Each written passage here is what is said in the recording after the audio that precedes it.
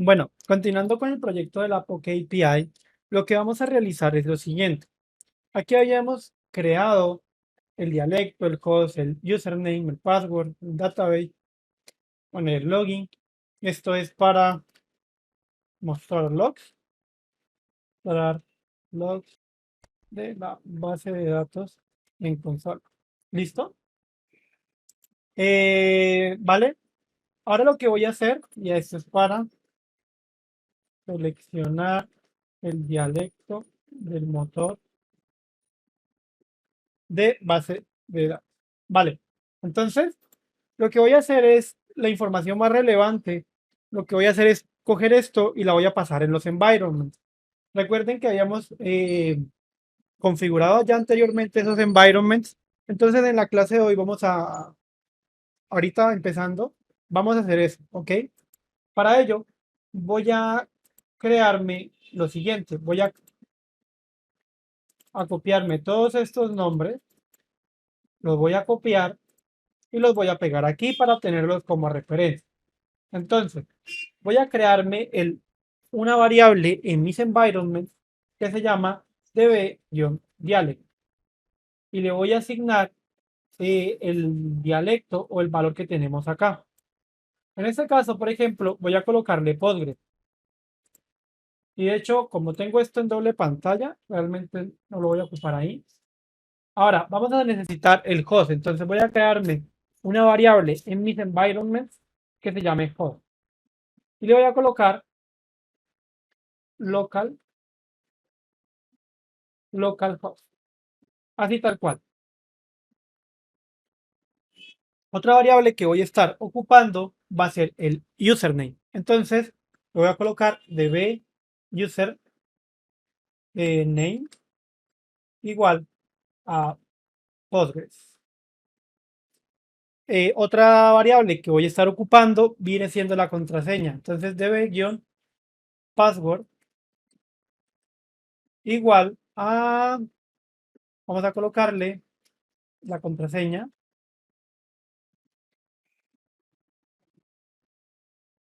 135.96.788, listo, esa es mi contraseña. Voy a colocarle el nombre de la base de datos, database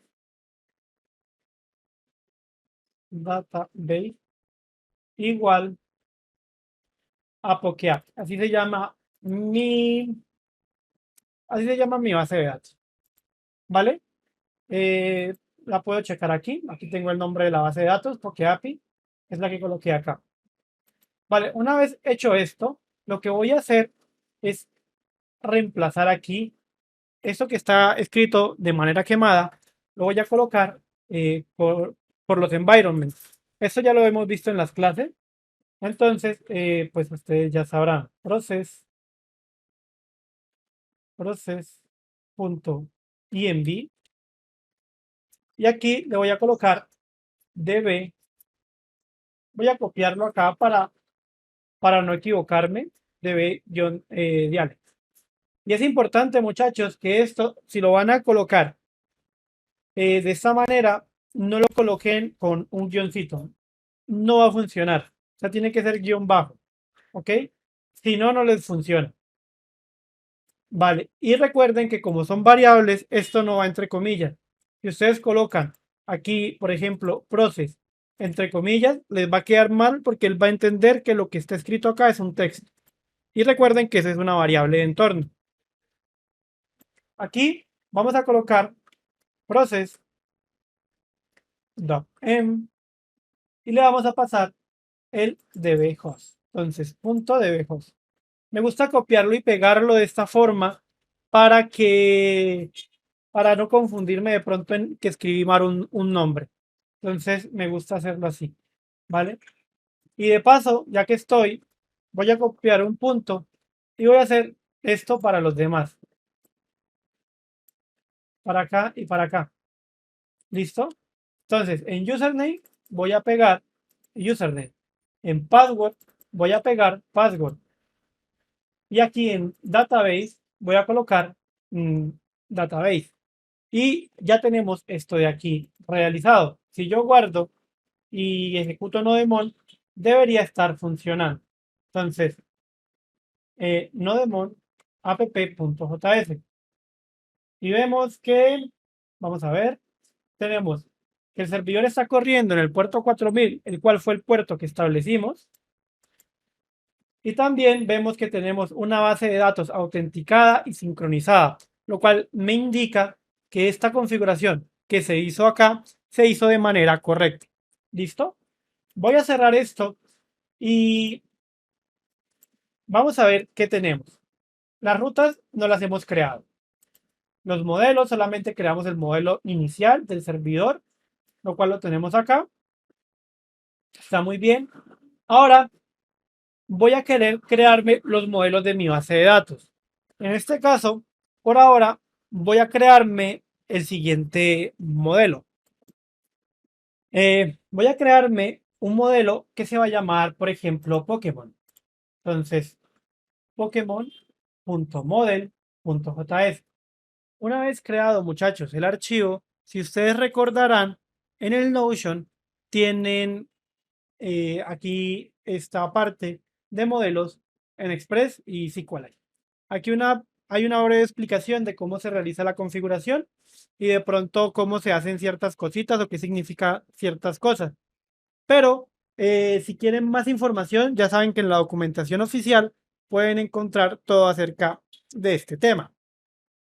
Ahora bien, ¿cómo crear un modelo? Bueno, ya creado el archivo, vamos a importar ciertas cositas. Una de ellas va a ser los tipos de datos. Entonces vamos a importar data types y aquí ya me aparece la importación. Le voy a dar clic y aquí se me importa. ¿Listo? Ahora bien, voy a importar mi archivo de configuración de la base de datos.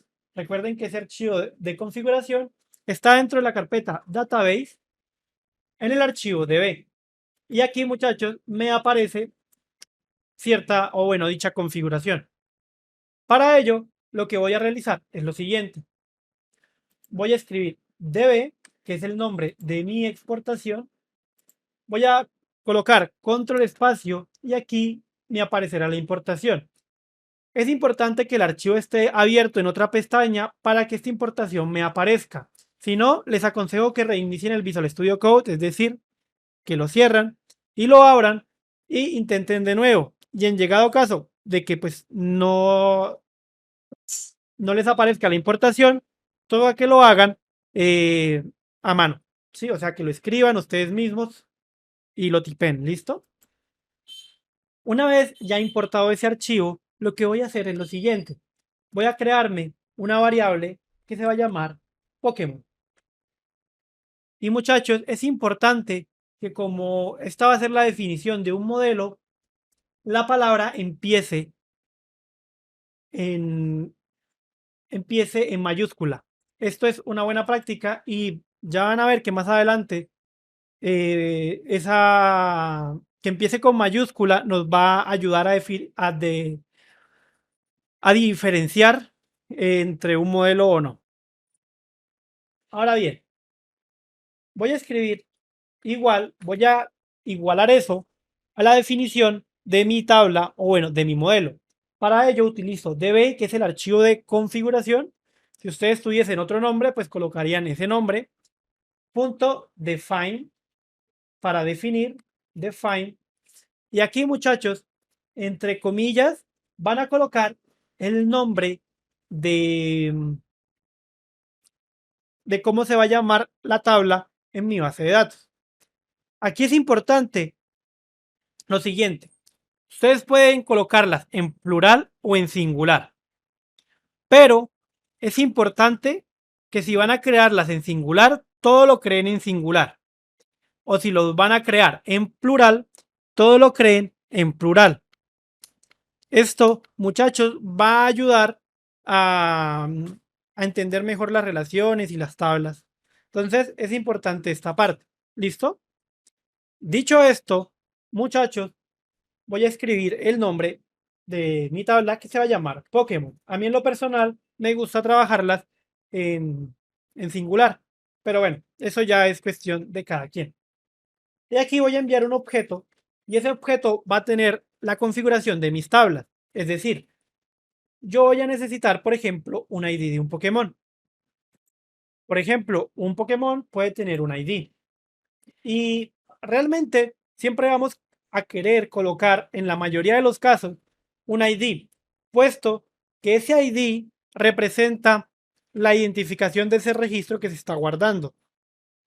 Hagan de cuenta que esa identificación va a ser la cédula de los Pokémon, como si fuese la cédula de nosotros. Nosotros necesitamos una cédula y esa cédula es única, o esa identificación o DNI, como sea, es única, ya que nos permite identificarnos. Y solamente va a haber una persona, por ejemplo, en Colombia, que va a tener una misma identificación. No van a haber dos personas con una misma identificación. O bueno, si las hay es fraude ya y robo de identidad, pero legalmente no lo hay.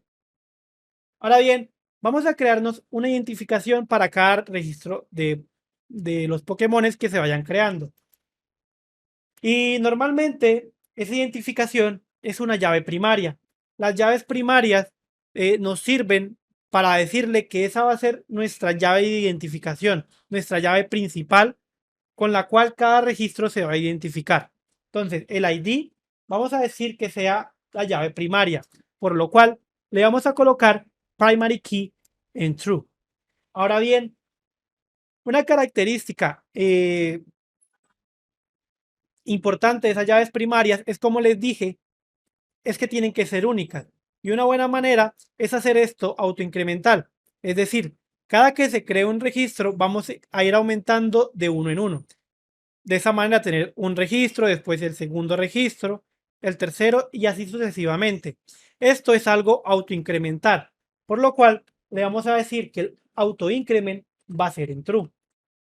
También, muchachos, nosotros no vamos a querer que ese campo o ese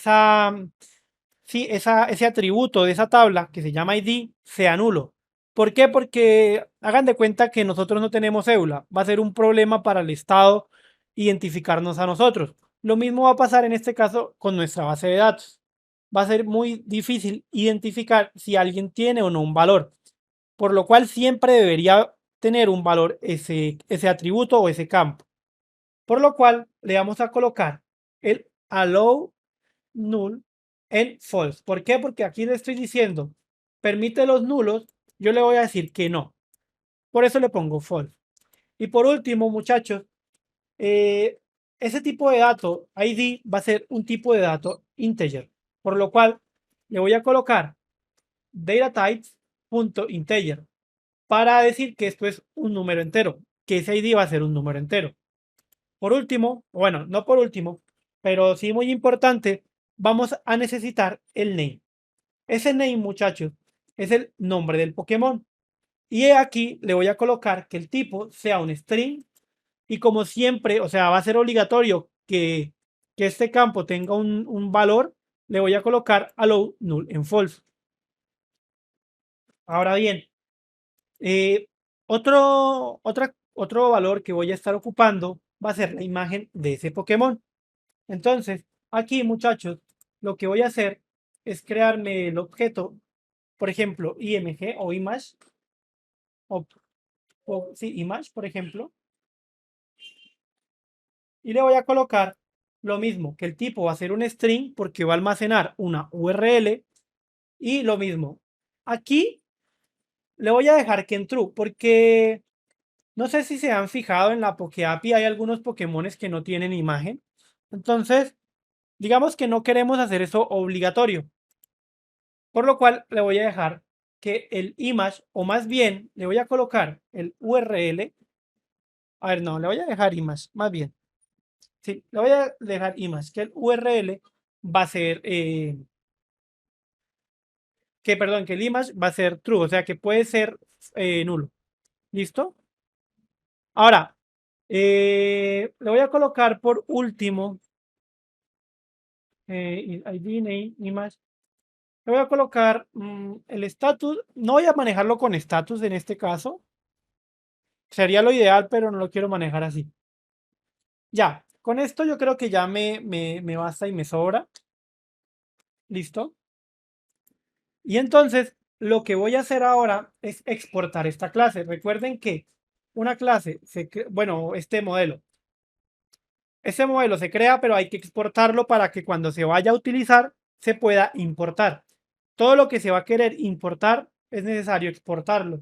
Y aquí con el module.exports lo estoy exportando. Es importante que verifiquen que el nombre de acá de la constante sea el mismo nombre que están aquí exportando. Una vez hecho esto, le voy a dar guardar. Y aquí ya se me guarda. Aquí voy a crearme un archivo .prettier rc y le voy a colocar single este de acá en true. Esto para que me deje comillas sencillas cuando guardo. Listo. Voy a cerrar este archivo de Prettier y vemos que tenemos esto. ¿Listo? Entonces, muchachos, ya hemos creado este modelo. Le invito o les invito a que hagan esto mismo con todos sus entregables que están trabajando. De tal manera que estos conceptos se familiaricen y ustedes puedan ponerlos en práctica y puedan aprenderlos de una mejor manera. Recuerden que si quieren ver más información, tienen la clase grabada, que ahí explico todo esto aún con más detalle.